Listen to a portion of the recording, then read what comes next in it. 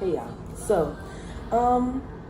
I first want to start off by saying thanks for making this semester one of the best semesters of my academic career.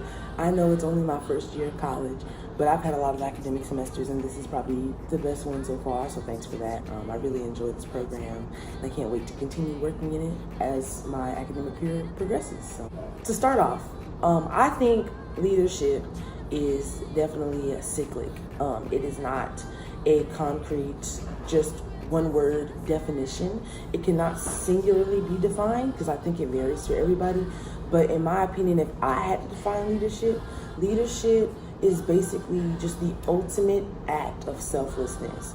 Being able to take your abilities and the things that you've learned over your course of your life and being able to use them for the sake of the uplifting of others and other people in your community in multiple different, more effective ways. I also think leadership is kind of exhibiting responsibility for your own actions so that in return, the people that you are leading or the groups that you are leading can feel like they trust you because you are a very responsible person and you're very trustworthy.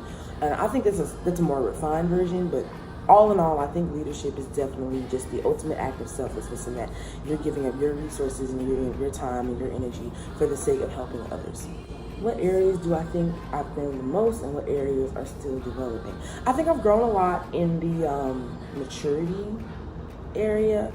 I used to not be able to take a lot of things seriously because, I used to be a very mad person. I used to be angry about a lot of things. So in return to that, instead of being mad, I decided to help with that. I would just, be very kind of like jokey all the time. And I think that's good sometimes, but over the course of a year, I've learned that, time and place for everything. And it's fine to be jokey, it's fine to be funny and all this stuff, but there is also, a time to be serious, a time to be professional. I think that's very valuable. And areas are still developing, reactions. I feel like reactions are almost as important as initial standpoints on certain things. So I have to work on that because I'm a very expressive person and sometimes that can be misconstrued. So I got to work on that.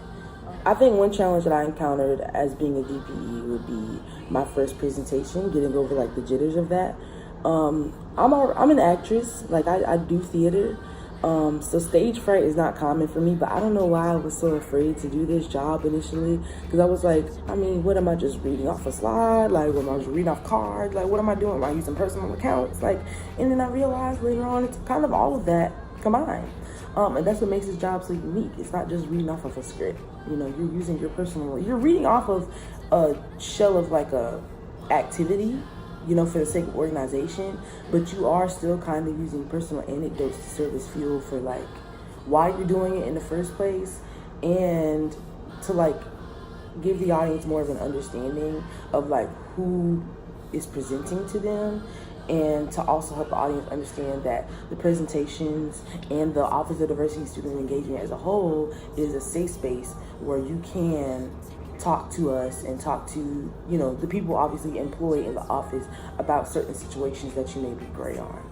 I've had a lot of great, deep conversations with people just passing through the office about inclusivity around the university and in our world, in the world around us, and like pronouns and things like that. So I used to not be as open to talk about things like that before, but over the course of this first semester as a DPE, I have gotten over those fears and gotten over those jitters, for the sake of others. So, to me, being a DPE means being able to understand that you don't know everything.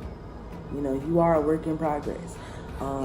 This position, we do take in a lot of information, and we do have to already know a little bit about inclusivity and the inner workings of it. But at the end of the day, it means that it means that you are willing to sacrifice your time for the sake of inclusivity around this university. It means that you are willing to understand that you don't know everything and that you are a work in progress. And it also means that you have to be able to like work with others and understand that y'all can bond on the fact that, you know, y'all are still working on yourselves, and, you know, you're still working on this university, as we all are. So I think that's beautiful.